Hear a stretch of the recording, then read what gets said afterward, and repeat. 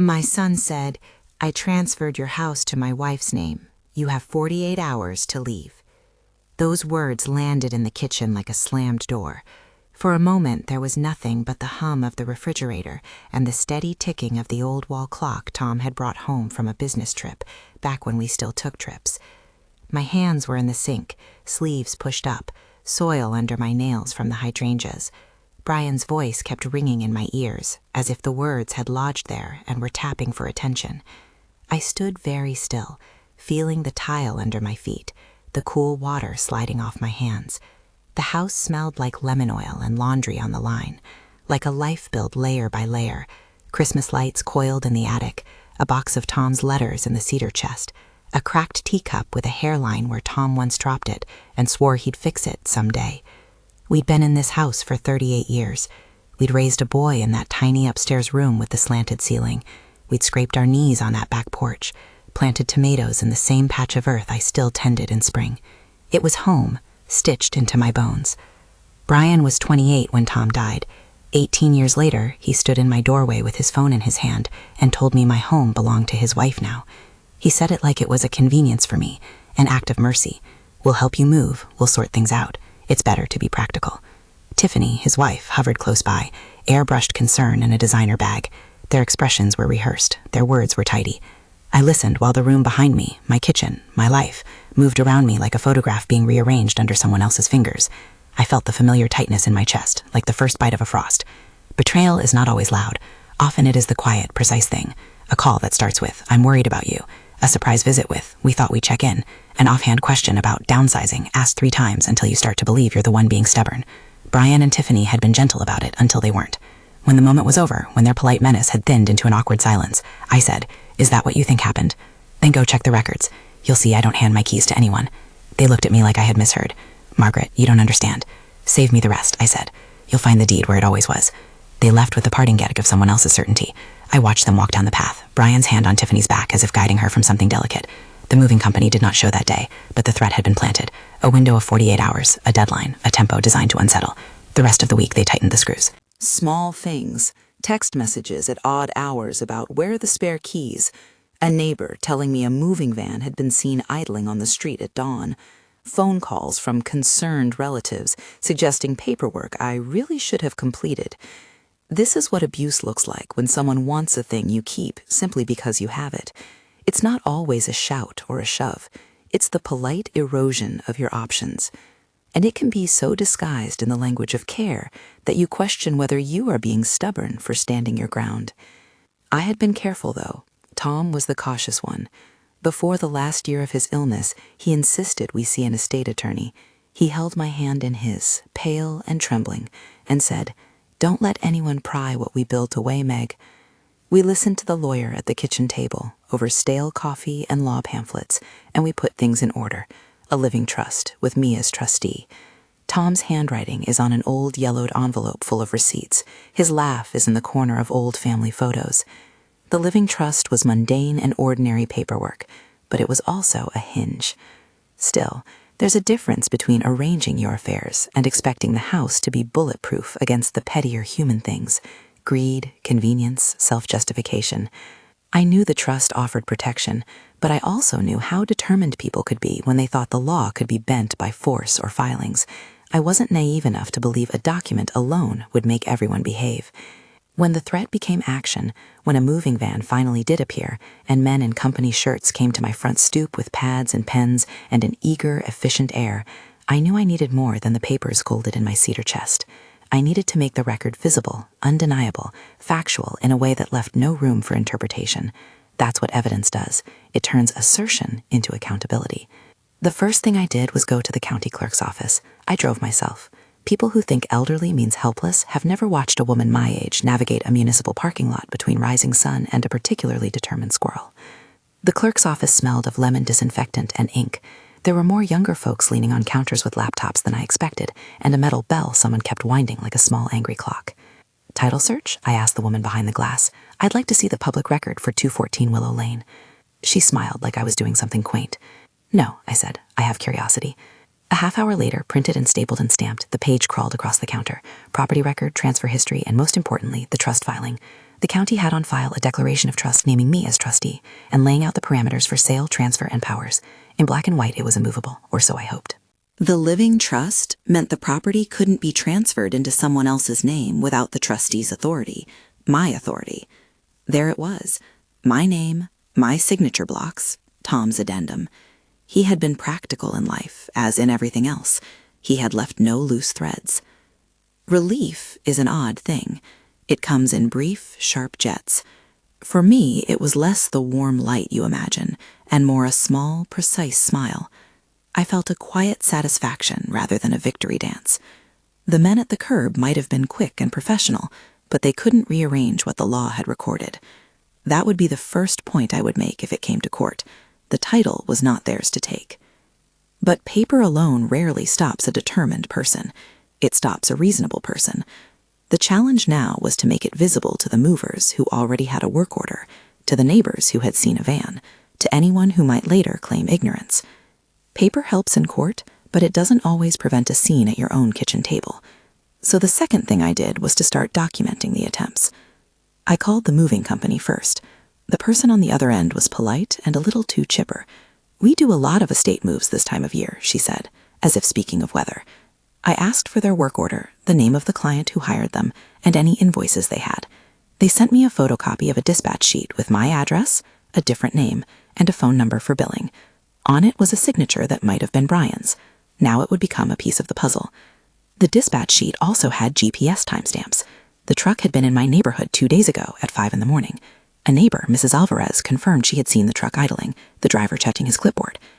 I called the bank to ask about an unusual transaction I had seen flagged on a credit card statement, a large payment to a luxury resort in the Maldives. It was a call I had made in the easy way you make calls about curiosity, not suspicion.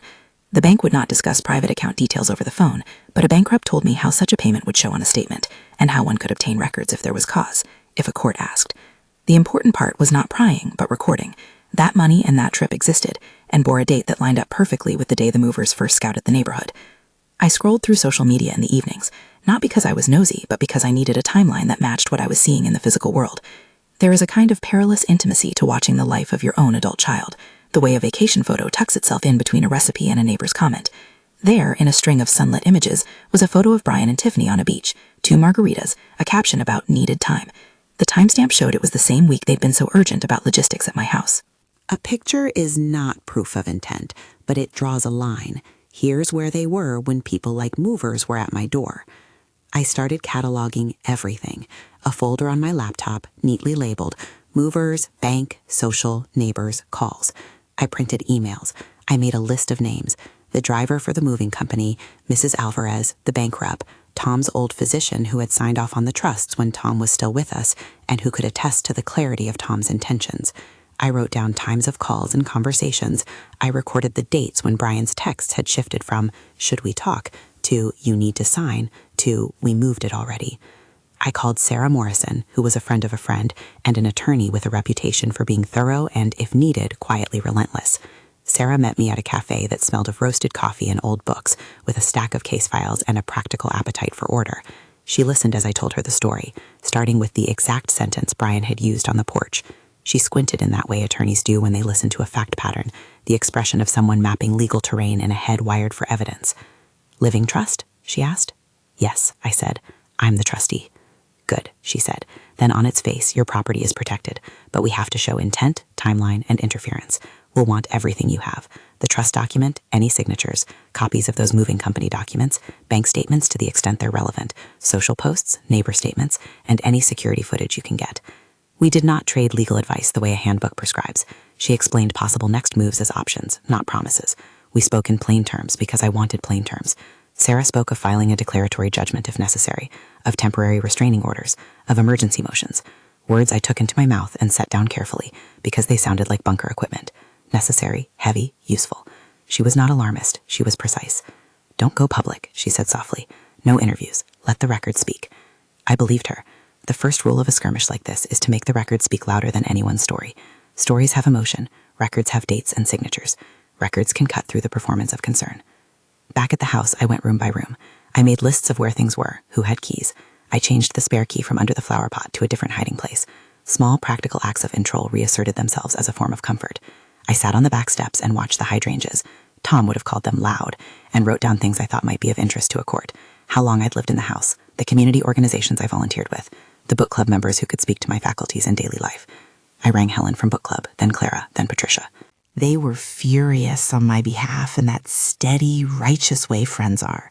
Sober, practical, ready with statements like, "She reads faster than anyone in our club. She remembers dates. She cooks a mean lemon cake."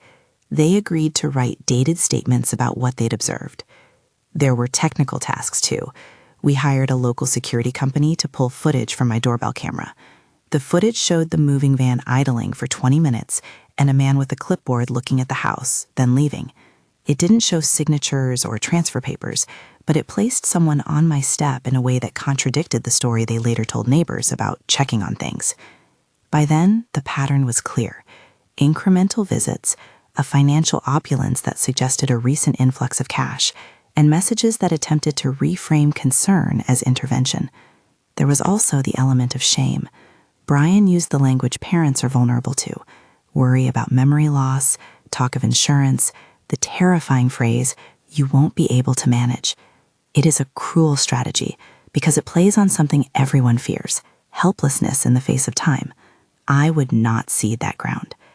I remember the night I sat at my kitchen table with a cup of tea that had gone cold and the folder of documents open like a small drift of paper waves. I put my hand flat on the trust document. Tom's ink was smudged in one corner where his thumb had rested. I thought of how he had insisted on the trust, how he had been practical when he might have been sentimental. He'd wanted to preserve dignity, not just property. I thought of how dignity can be both quiet and fierce. That was also the night I texted Brian and asked him to come by at a civil hour so we could talk things over like adults. My thumb hovered over the send button, and for a second I wanted to ask him what had changed in him so dramatically. Parenthood is a long ledger of small compromises. Sometimes the person you raise is someone you barely recognize later on. I decided not to ask for that kind of closeness. I wanted the truth, the paper trail, the removal of pretense. He arrived with Tiffany and a hush that made my living room feel too vast. They sat on my floral sofa like actors who'd practiced their concern in a mirror. Brian's face was taut but steady. Tiffany's smile had steel under it. "We just want what's best," Brian said. "Then you'll see we value the same things Tom and I did," I said. "Do you have the documents that show what you're claiming?" He fumbled with excuses instead. Something about an online transfer, something about paperwork with a bank, something he could show me later. His voice had a rehearsed casualness. People who are making bigger claims than they can prove often speak like that. A lot of motion, little substance. After they left, I called Sarah. "They came," I said. "Good," she said. "What did they say?" "That they transferred the house, which they haven't. That was their opening gambit." I described the moving van, the dates, the Maldives photo, Mrs. Alvarez's witness statement, and the dispatch sheet from the moving company. Sarah listened, and then, with that measured tone that always steadied me, set a plan in motion. She filed a notice with the county clerk, asserting my role as trustee and requesting expedited recording of the trust document, just in case someone attempted to forge machinery into the system. She wrote a letter to the moving company demanding their full records, and she prepared a folder for a potential emergent hearing. "We don't go to court to punish," she said. "We go to court to assert rights. We'll ask the court to stop any transfers and to require anyone who claims authority to show it." Meanwhile, I continued to collect. Robert Chen, a former colleague of Brian's who had once stopped by for coffee and small talk, became an unlikely witness. He had, with a mixture of embarrassment and loyalty, confirmed to me that Brian had applied for a personal loan right before the Maldives trip. He didn't know why I needed the information. He only knew it looked odd. I saved his email. I also secured statements from the moving crew. One of the men agreed to give me his name and a brief account of who had hired their services. That name tied it back to an email address I could subpoena if necessary. I should say this plainly. None of this felt like triumph. It felt like plumbing a slow leak before it bursts. It felt like assembling small tools out of a toolbox built over a life. It felt sometimes like wading through sludge of disappointment. A child I loved had chosen convenience over conversation, and perhaps law over love. I allowed myself grief in the soft hours, a long cry on the back steps, a day when I could not bear to arrange flowers, a text to an old friend that said simply, "I am stunned." But grief was not a substitute for action. It could be the drumbeat that kept me moving. At book club, my friends were everything I needed them to be: outraged, practical, and unstoppable. Helen mailed me a typed note about witnessing my normal activities, my cooking, my volunteer work at the library, my steady participation, and said she would come to whatever hearing needed her presence. Clara offered to catalog Tom's letters. Patricia offered moral resources and a calm shoulder. Support feels like both presence and paperwork in this kind of fight. There were odd, humiliating moments. A woman who had once babysat Brian offered to come by and testify that she had never seen me confused. A delivery man who had known us for decades brought over a loaf of bread and asked if I needed anything. A neighbor left a pot of rosemary on my porch with a post-it. For the kitchen window, we are with you. Those small affirmations mattered more than the spectacle of anger. They were the community scaffolding on which a legal case could be built. Evidence is persuasive. Community is compelling. And then the next escalation came, in the way that escalations often do. Quieter at first, then sharp. Brian called to say he had arranged for a doctor to come by, just to be safe. He named Dr. Patricia Henshaw. A geriatric specialist, he said, would do a brief assessment. He framed it like a kindness, an obligation even. "We only want what's best, Mom," he said. "If it shows you could use a little help, wouldn't you want that?" His voice held a particular kind of pressure, the pressure that says, implicitly, "Agree with us, and this gets easier." I told him no. I told him that medical appointments were for when I wanted them. He pressed. He said, "This is for your own good." It is a small and terrible thing to hear the words, "for your own good," from the child who once learned how to tie his shoes at your knees. They are a lever. They make the person on the other end feel selfish for refusing. It is one of the most manipulative pressures because it weaponizes concern. I made an appointment with my own physician instead. Dr. Nguyen is the kind of doctor who sees a person before she sees a chart. She listened to my concerns and offered a straightforward cognitive screening, not because anyone asked, but because I wanted the record to be clear and honest. Results were normal for my age. She wrote a short, factual note, a page that said I was competent to manage my affairs and that if needed, the powers of attorney and the trust reflected my preference. That note would later be useful in prying apart the assertion that age equaled incapacity. Then there was the day the men came back. This time they had boxes and the efficiency of people who move other people's lives for a living. They rang the bell and waited politely while I opened the door. One of them held a clipboard. I asked for a bill of lading. He handed me the same dispatch copy we'd seen before. He said his employer had orders to take certain items. I told him I was the trustee and that I had not authorized any removal. He frowned, looked to his foreman, and after a brief conference they left, the truck easing away with the resigned slowness of someone who prefers not to get sued. I called Sarah after they left. "Did you get them to back off?" she asked. "Yes," I said, "for now." "You did well," she said. "Now we file. We get a TRO if they escalate, and we prepare for a guardianship attempt. Sometimes when people cannot get what they want privately, they go public with a petition." Guardianship. The word felt cold in my mouth.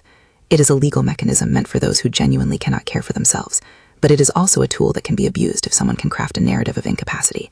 Brian's route, if he chose it, would be to ask the court to appoint a guardian for me, thereby giving him the power he could not create with a signature. I saw the logic. If you can't take the house in a transfer, you can try to take the person. "Not on my watch," I said, and that small defiance steadied me. We took stock. We filed protective filings in the clerk's office to flag the trust. We had the security footage. We had the moving company's dispatch sheet. We had Dr. Nguyen's note.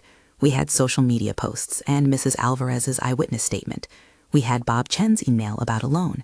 We prepared sworn affidavits from Helen, Clara, and Patricia on my behalf. When Brian realized I was not going to be a passive participant, he changed tactics again. His voice when we spoke was less desperate and more controlled. At one point, he even sounded regretful, as if he were doing me a favor by being blunt. "Sometimes you have to push," he said. "People sit on things. It's for your protection." Protection is a strange word when it's served with a threat. The power dynamics in families can make even the strongest person doubt themselves. I had to keep reminding myself not to conflate love with control. They are not the same craft. One night, after another call from Tiffany trying to arrange helpful errands, I sat down and wrote a letter. Not a legal document, simply a letter to Brian. I told him I loved him as his mother, that what he had done was wrong, and that I would not accept being bullied out of my home. I mailed it because sometimes the weight of paper carries different meaning than a text. It felt archaic and firm. I also printed copies of everything in the folder and slid them into a new briefcase I'd bought for the occasion. The filing began to feel inevitable. Sarah prepared what she called a short packet for the judge, an organized set of documents that would, she hoped, stop any pretense of transfer in its tracks. We did not want to humiliate Brian. We wanted the law to do what it is supposed to, protect rights and prevent predation. As we prepared, I found an odd steadiness in the routine of it. There was a rhythm to calling witnesses, to collecting timestamps, to checking the archives. I had led volunteers at the library for years. I had run meetings and planned events. This felt, in a strange way, like another kind of stewardship. It was my turn to steward my life and the evidence of it. Then the quieter threats started arriving. An email from a number I did not recognize, accusing me of resistance that harms the family. A voicemail that began with, "We just want what is safe for you," and then trailed into requests. I saved them. Paper and digital kept us honest. And finally, when the folder was thick enough and the affidavits had names I trusted, Sarah scheduled a meeting with her mentor on elder law, cross-checked procedural trickiness with a paralegal friend, and whispered, "If they try guardianship, we'll bring all of this."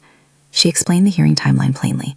Notice, presentation, rebuttal, the judge's discretion. I did not like the idea of being sudgered into court as some object to be decided upon, but I also accepted that sometimes institutions must be called upon to draw boundaries families will not. The last scene of that week was a porch conversation. Brian came by, as if unscheduled. "We can work this out," he said, his voice soft, the boy I had once tucked in, whispering under the man.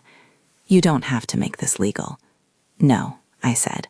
"I won't be pushed, Brian." He exhaled sharply, the sound of someone walking a tightrope. "Then you'll make it worse," he said. "You'll go forward with the lawyers." "I already have," I said, "because that is what you forced me to do." He looked at me for a long time then, a complexity in his face I could not untangle. Hurt, anger, perhaps shame. He said, "I'm only doing this because I love you." Love can be used like a hinge, swung open to justify anything. I did not deny the love I had for him. I also refused to let love be a cover for theft. When he left, I felt an old grief settle over me like dust. Not the distraught, cinematic grief you sometimes see in movies, but a slow, domestic sorrow that sat with the dishes and the teacups and the photos. It was the sadness of a life rearranged by someone whose choices I could not control. That night, Sarah stayed late, assembling a packet with neat tabs and sticky notes. She recommended filing an emergency motion to prevent any attempted transfer and to require an accounting of any attempts to move property in my name. She wanted to make certain we had preempted any forged signatures or last-minute sales. She also cautioned me about letting emotions leak into depositions. She wanted my voice heard, not my fury. "Be yourself," she said. "Be calm. Let the record show what happened." The preparation felt like armor. It was not that I wanted to make a show of the hurt. I wanted a court to see facts and a community to know the truth. I made my tea and sat at my table, the folder beside me, and thought of Tom's hands folding laundry, of his small practical jokes, of the way he used to whistle in the garden. I let myself feel the ache for a child who had chosen this path. I allowed it a small corner of my heart. Then I closed that corner and prepared for the work ahead. The house was quiet. The hydrangeas under the kitchen window cast mottled shadows at dusk. I slept fitfully that night, not from fear, but from the kind of wakefulness that comes with strategy. Step, then step. Evidence, then testimony. Community, then court. It was a long road, and by the feel of it, not yet over. When morning came, I made a list of calls and tasks. Sarah would file the motion. I would gather the signed affidavits and make sure the security footage was backed up to more than one place. My friends from the book club would meet me at the library the next week to coordinate witness statements. I told myself this was not revenge. It was protection of the things that hold a life together, memories, dignity, the ownership of one's choices. As I locked the front door, the sunlight struck the brass knocker in a way that seemed almost like a small salute.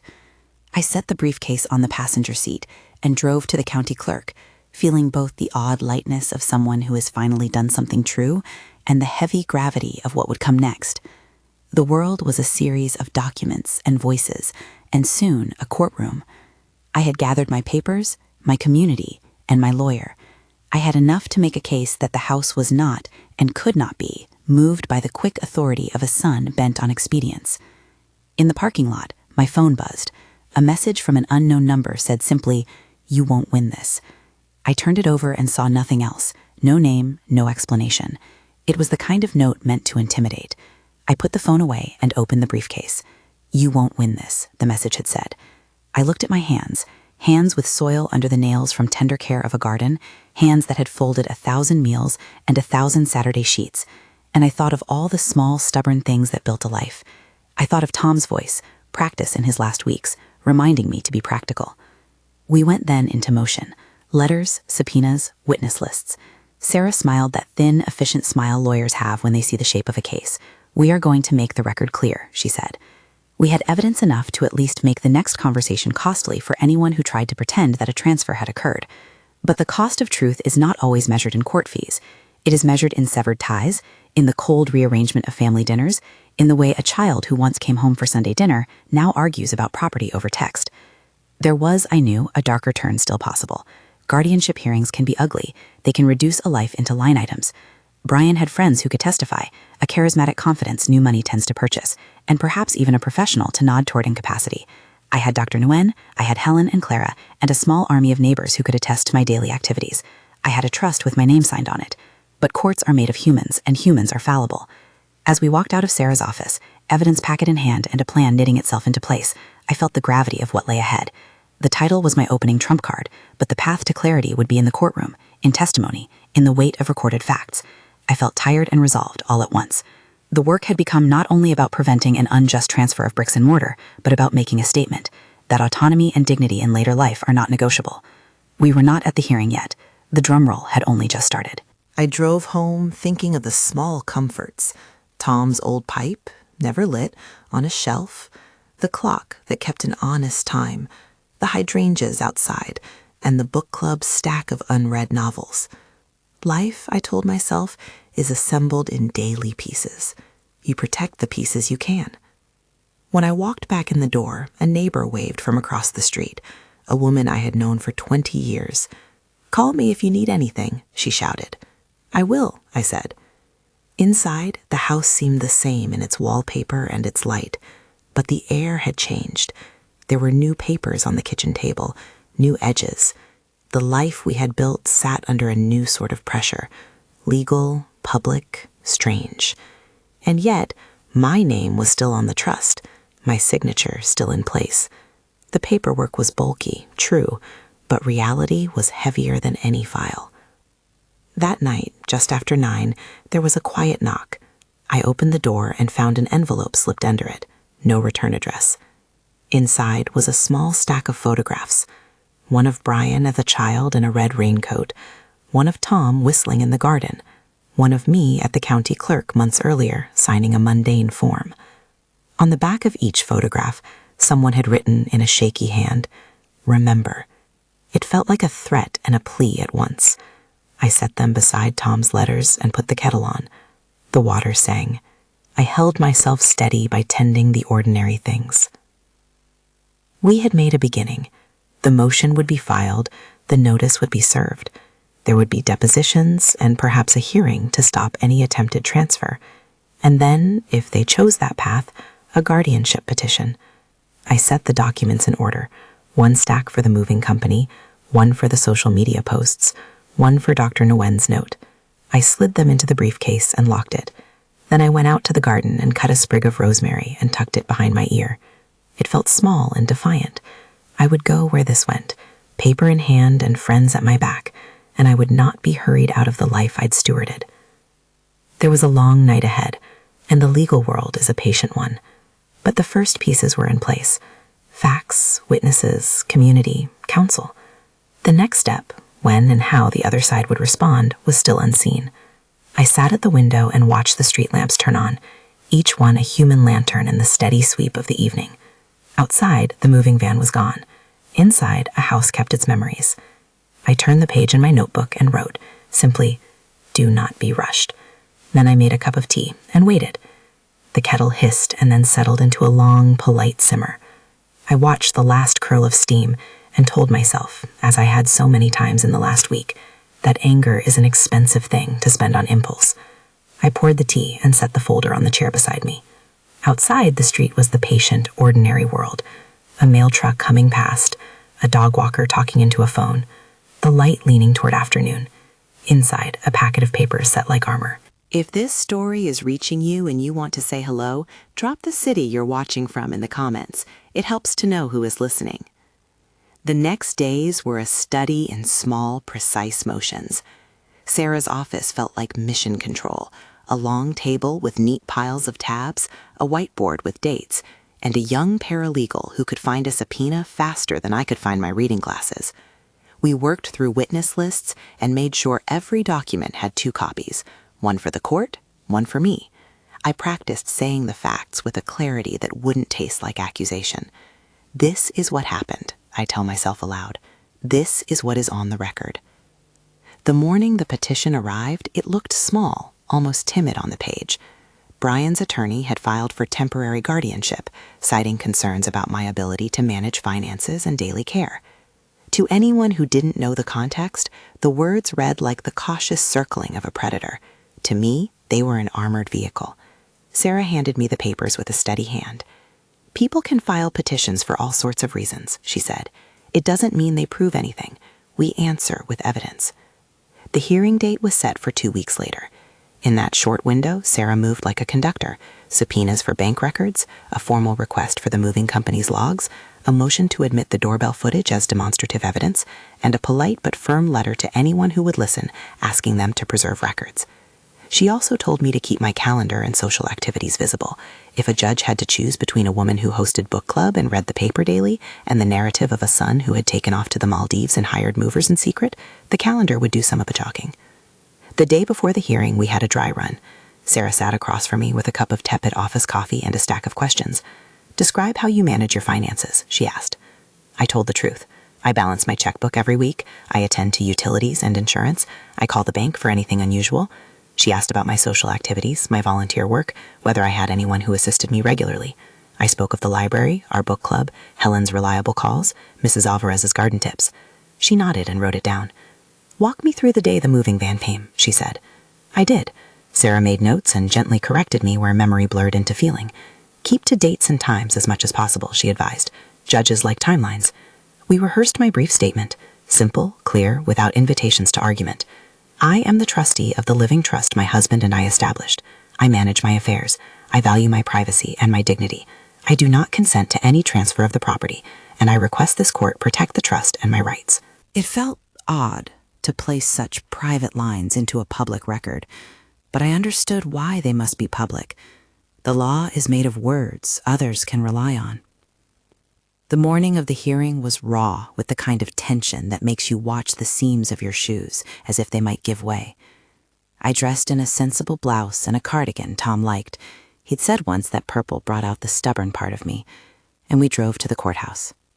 Sarah walked in beside me, carrying the packet we had compiled like a small fortress. Helen and Clara and Patricia sat behind us in the gallery, faces steady. Mrs. Alvarez had printed a short notarized statement and put it in her purse. Robert Chen had arrived early, looking uncomfortable in a rented tie. The man from the moving company had come as well. He sat a respectful distance away, hands folded, evidence of his clipboard tucked under his arm. The courtroom smelled of polished wood and lemon cleaner. Judge Patricia Carmichael sat behind the bench with a worn leather-bound holder and a presence that was not theatrical. She listened like someone who had read every page before breakfast. James Kirkland, Brian's attorney, had that particular confidence of counsel who rides the current of someone else's money. He was shiny with the kind of smiles people keep for depositions. He stood when the judge called the case. The petition was read in a voice that made it sound more urgent than it looked on paper. Brian sat near Mr. Kirkland with Tiffany in the second row. Brian's jaw was tight. Tiffany's fingers drummed a small, nervous rhythm on her knee. Across from us, Dr. Patricia Henshaw sat as the defense's expert witness, her coat folded around her shoulders, a clinical calm about her. She had been presented as someone who had done an assessment, and her name carried the gravity of a medical imprimatur. Sarah's first act was procedural, to move to strike any emergency authority and to ask for a temporary stay preventing any transfer of property while the court considered the petition, as if anyone could move my house while a judge watched. The judge granted the stay. At least that small pause felt like a reprieve. Then the hearing began in earnest. Mr. Kirkland opened with a tidy practice narrative about precautionary measures and family concerns. He offered a portrait of worry, that a mother might not be handling her finances responsibly, that neighbors had noticed confusion. The language was careful, as if varnish could cover coercion. Sarah's opening was different. Plain, precise, anchor in paper and time. She told the story of Tom and the trust, of the signature blocks, of the line that named me trustee. She mentioned the moving company's stamps, the social media timeline, the Maldives photo, the bank link Robert Chen had provided, Dr. Nguyen's note, the doorbell footage, and the witness affidavits from neighbors and friends. She handed the packet to the clerk and watched it move across the courtroom, like evidence being laid out on an autopsy table. Clear, factual, not dramatic. When Dr. Henshaw took the stand, she spoke in the halting clinical cadence clinicians use when trying to be both compassionate and authoritative. She described meeting me, she said, and doing an assessment. Sarah's cross-examination was gentle but relentless. She asked about the scope of Dr. Henshaw's evaluation, how long it had lasted, which tests were performed, whether she had reviewed my medical history and met with my primary doctor. Dr. Henshaw's answers began to fold in on details: a brief in-home visit, notes that read like impressions rather than formal cognitive testing, the fact that she had been retained by Brian's counsel to perform an evaluation on short notice. "Doctor," Sarah asked, "did you have access to my client's medical records or to a full neuropsychological battery?" "No," Dr. Henshaw replied, "I did not." "And you did not conduct a battery of tests lasting several hours?" "No." Sarah's next question was quiet and surgical. "Is it proper, in your field, to assert incapacity without comprehensive testing?" Dr. Henshaw hesitated. "It depends on the situation."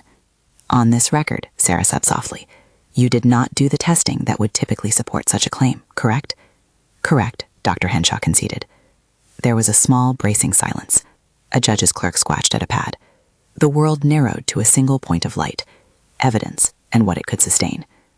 Sarah then called Mrs. Alvarez, who testified to seeing the moving man in the driver with a clipboard. She identified the van's logo and the morning hour. The moving man came forward and identified the dispatch sheet with the billing name that did not match any document owner in my name. Robert Chen explained the timing of Brian's loan and the trip. Helen and Clara and Patricia spoke in calm, clear sentences about my regular activities: book club nights, library volunteer hours, my reliable presence at the community center. Dr. Nguyen read from her brief note: cognitive screening within normal limits for her age, and a short statement on competence to manage affairs. Sarah asked me to the stand. I had rehearsed my words, but I did not want them to sound like a performance. I told the judge who I was, how long I'd lived at 214 Willow Lane, what I did each week, how I managed my affairs, and how my husband and I had signed the trust with the hope of preserving choices and dignity. I told the judge plainly that I had not authorized any transfer, and that the moving company's logs and the security footage established a timeline that contradicted the claim of urgency. There were moments when grief caught me: the smell of Tom's pipe on his shelf, a photograph of Brian on the back porch as a child. But I kept to the facts. I heard Mr. Kirkland attempt to paint my reluctance as stubbornness, then as denial. He asked about a missed payment once years ago on a credit card and tried to make of it a pattern. Sarah's rebuttal was simple: a single missed payment is not a pattern of incapacity. The judge nodded as if to say the court would weigh the whole. The defense tried to frame the narrative as concern, a family attempting to protect their elderly matriarch, but Sarah's evidence drew clear lines: sudden travel to the Maldives, a moving company hired in secrecy, a dispatch sheet with signatures and GPS timestamps, and an expert opinion that was not grounded in comprehensive testing. Those lines were hard to erase. When the judge spoke, the bark of the gavel felt ceremonial but small compared to what she had to weigh. "This court is tasked with protecting persons who cannot protect themselves," she said. "It is not a tool to be used to seize property or to litigate family disputes in which the petitioner has not met the burden of proof." Those words landed like a measured door closing. She reviewed the trust document and emphasized the role of a trustee and the statutory protections that accompany such an instrument. In light of the evidence presented, documentary, testimonial, and medical, the petition for temporary guardianship is denied, Judge Carmichael concluded. Furthermore, given the nature of the filings and the cost imposed upon the respondent to prepare a defense, the court finds cause to assess reasonable attorney's fees against the petitioner. The court will also make a referral to Adult Protective Services for investigation into potential exploitation. The sentence didn't feel like fireworks. It felt instead like the relief of a long-held breath leaving my chest. Helen squeezed my hand, and I could feel fingers like anchor ropes. Brian's face shifted through colors, red for anger, pale for embarrassment. Tiffany's composure cracked for a half second and then smoothed away. Mr. Kirkland looked momentarily winded. He had expected a different rhythm to the day. Sarah handled the details with the same efficient kindness she used on me. She prepared the order for the judge to sign, outlining the denial, the legal fees, and the APS referral. The judge signed. A court clerk stamped and folded each page. It was over, legally speaking, in that one clear moment. But the referral to APS meant the story would not disappear into private files. I had not asked for that. It was an acknowledgement that the facts suggested someone had attempted exploitation. Linda Martinez from Adult Protective Services called the next day to set up an intake. She was kind and professional, and she listened as I explained the timeline and the evidence Sarah had collected. APS would open a case file, she said, and investigate the potential for financial exploitation. They requested copies of the documents we already had. I sent them everything we had, zipped and labeled. The aftermath unfolded through a series of discrete consequences that were, in their own way, proportional to what had been attempted. Brian was placed on administrative leave by his employer pending an internal inquiry. Later, after their HR review, which I was told about only in general terms, he was terminated. Tiffany, who had a small consulting practice, found clients uneasy.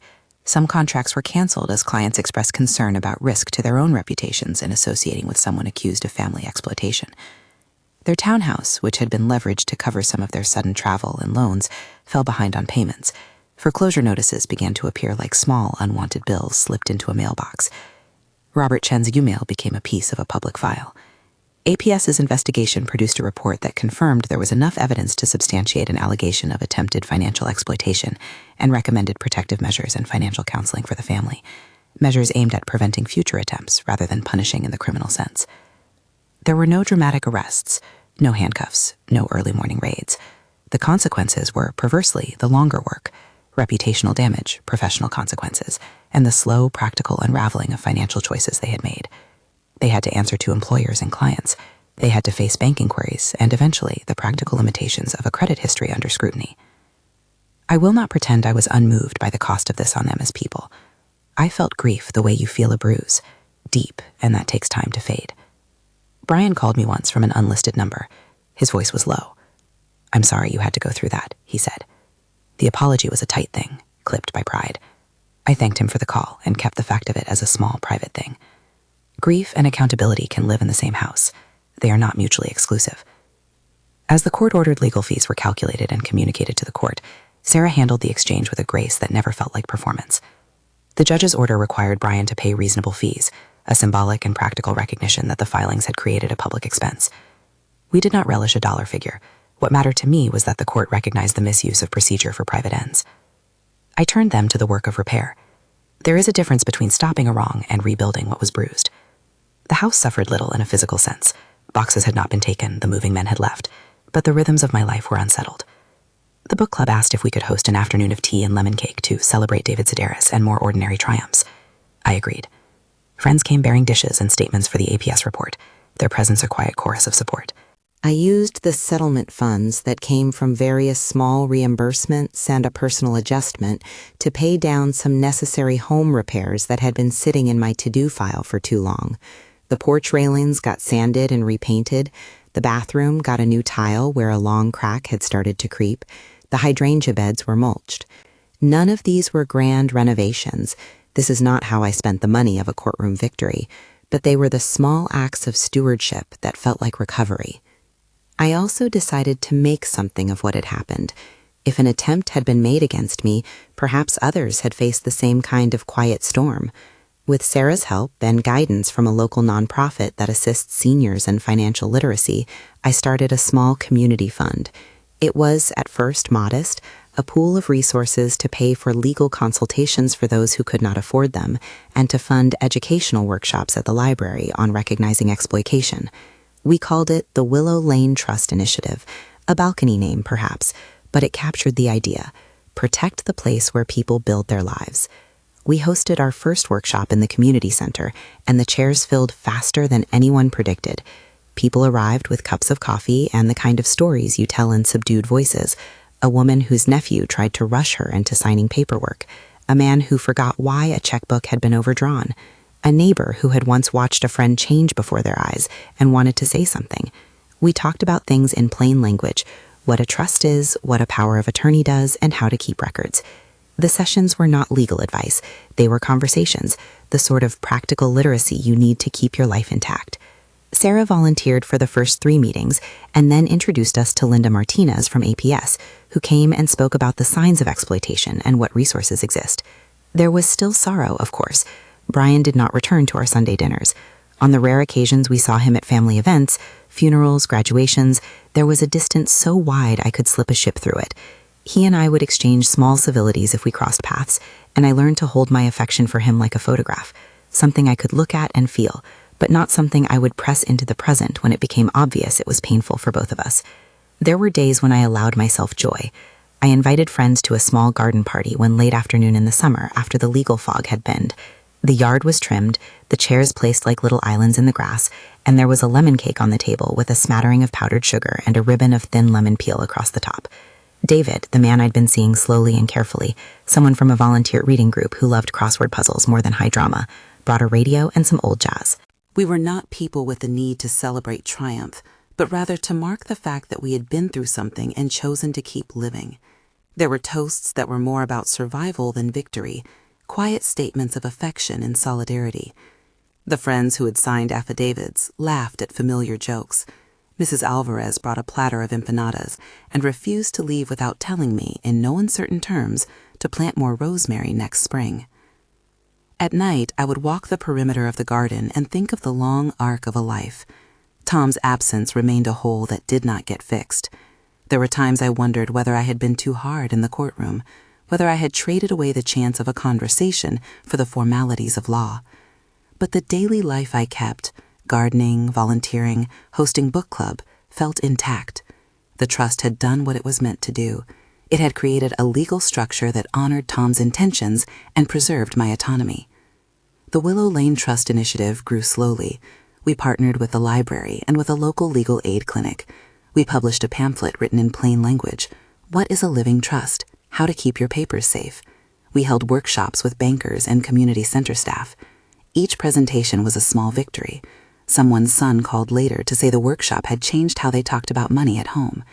One woman told me she had found a folder under her bed with paperwork showing a power of attorney had been requested without her consent. Our pamphlet had given her the language to ask for help. For myself, I took up a little renovation project that felt symbolic. The kitchen, where so much of our lives had occurred, got new cabinet knobs, small, unflashy brass knobs that felt like a handshake. I hung an extra photograph of Tom by the window, one of him laughing with his head tipped back, the kind of photo you think will make you cry and then realize it makes you breathe. I started a small fund inside the initiative designated for legal emergency assistance for seniors. We raised a modest sum and matched it with personal contributions from friends who felt compelled to do more than phone calls and casseroles. There were moments of awkwardness. I received a terse letter from Brian asking that I not contact him through his employer. Professional boundaries, the letter said. But then he slipped and sent a birthday text that was a single line. Hope you have peace today. I did not know what to do with such small things that were both balm and reminder. I answered with a simple thank you. It felt like an honest enough exchange.